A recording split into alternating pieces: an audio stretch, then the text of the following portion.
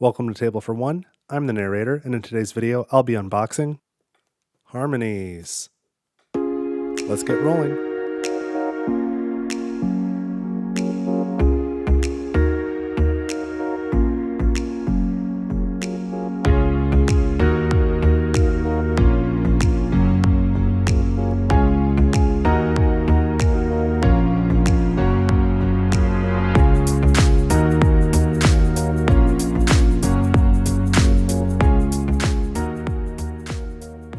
Alright, so I'm excited to open up my new copy of Harmonies. I've talked to a few of you about this game down in the comments section on various videos. I think Corey, we talked about it the most, and you seem to recommend it, but I was not looking to necessarily pick it up, but my local store had it for 20% off, and that seemed like a pretty good excuse to me.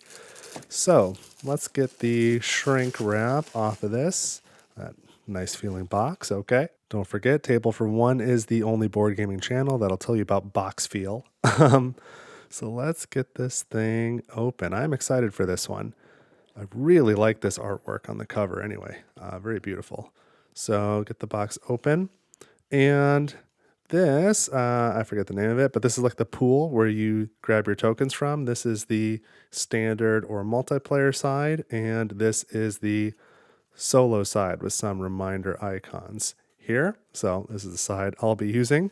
Why don't we put the nice artwork there in the corner? All right, and then these are the player boards, and these are two-sided. You can, put them this way, you can play either on this side or on this side, but all players should play on the same side. So there's no asymmetry, there's just two different sides. This side is a little bit bigger in addition to the layout being different, so it could make the game a little bit longer, potentially. We've got our rule books here. We've got the English rule book on top. This one appears to be French, and this one is German. So it just comes with three different rule books. This is the one that I have the best chance of being able to grok. I think my grasp on English is tenuous at best, but certainly better than my French or German. So then we've got this drawback here, cloth drawback. Not much to it, but it looks like it'll get the job done. Nice and solid. And we've got a number of tokens here, and I do remember that the number of each of these tokens was not necessarily the same. So we've got 6 token types. Green with leaves on them. These are plants, trees, I think. These orangish yellow ones with flowers on them, these are fields, maybe prairies. These brown ones have no screen printing on them. These are like tree trunks. These gray ones are mountains, or maybe little rock symbols. These pink ones or reddish ones are buildings. And the blue ones with the waves, those are rivers or waterways. So I'm not going to count them all up in this video, but there should be 23 of these, 23 of these, 21 of these, 19, and 15. So I'll go ahead and count those up afterwards. And then, of course, here in the bottom of the box, there's a score pad, which I think is pretty useful, but you know that I'm not going to want to use it. I hate writing on score pads. I'll do it off to the side. But it looks like a very, as far as score pads go, it looks very nice, very functional. And the layout is useful anyway. So let's set the tokens aside, which are lovely, but I will say I feel like the colors popped more in some of the other like videos that I've watched on this game, because I went and watched some videos to know what the heck is this thing that I'm going to buy. And I do feel like these colors are more muted, less vibrant than I was anticipating, but they are nice.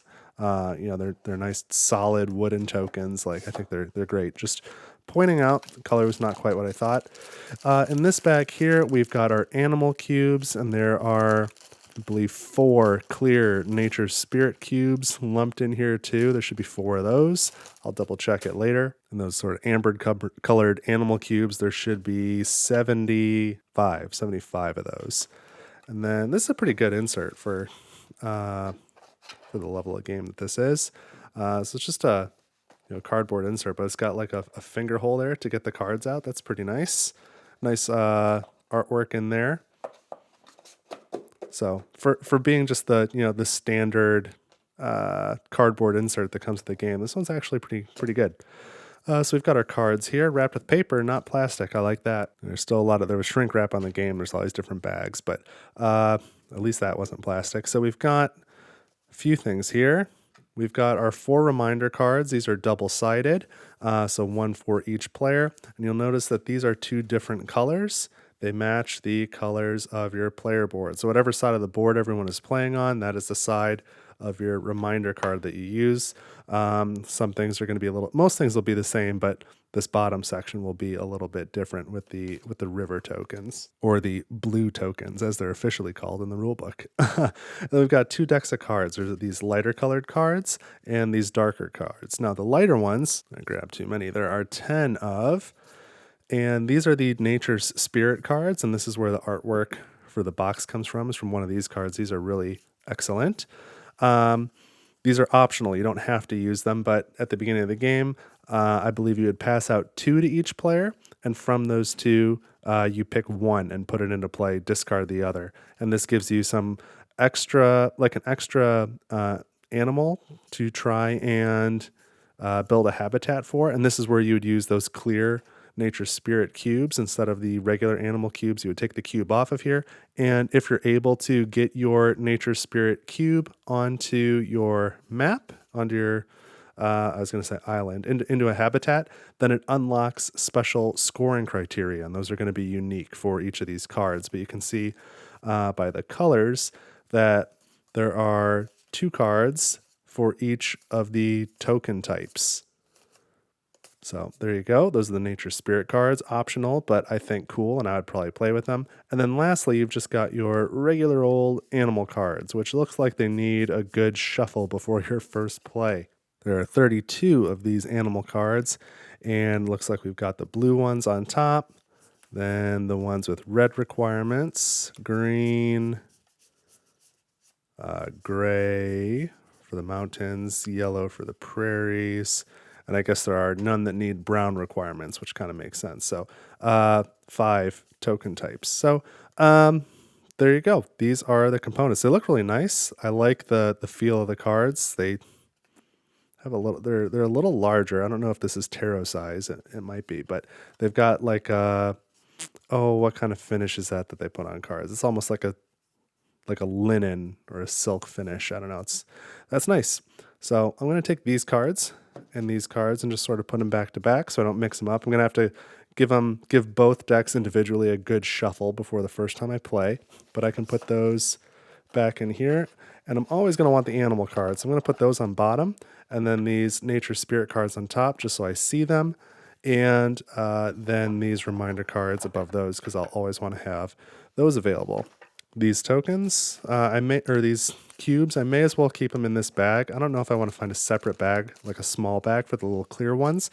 I'm sure I've got 1,000 bags sitting around somewhere, so I don't need to go buy one. But I probably don't need one as big as these. But I'll probably take those 4 cubes and keep them separate in their own little baggie down here. But now I can close that off. As for all of these, I'm not going to do it at the moment, but certainly after the camera's off, I'm going to count up each of these, make sure that I have what I'm supposed to, because you should always do that when you get a new game. And if you don't have what you're supposed to have, always feel free to reach out to the publisher. You can find their information online, and most of the time, most publishers are more than happy to make it right. But I think I can take all the tokens and probably store them in this bag. I don't think they're going to want to do it right now because they're still in their own individual bags. But I bet I can get all of those in the bag, store them that way, put the player boards on top along with the central board. All right, this is the narrator interrupting myself from the future a couple hours after the unboxing. So I've played the game a few times now. I've played on both sides of the board.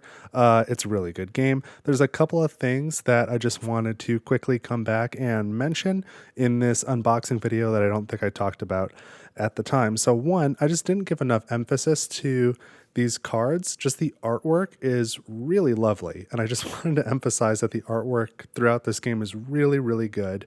But also at the same time, even though there are these big cards with lots of room for the art, like the part that you need from a mechanical perspective is really clear and easy to see what's going on. So I just wanted to highlight that in the unboxing. I think that's really nice. So the artwork's great, but also the like user interface, the UI is really good. So that's great. And then a couple other things on the tokens. One, I had all my pieces when I did go back to my account, had all the tokens, all the cubes, everything was good. They do fit in this bag, so I got rid of all those plastic bags and just store them all loose in here.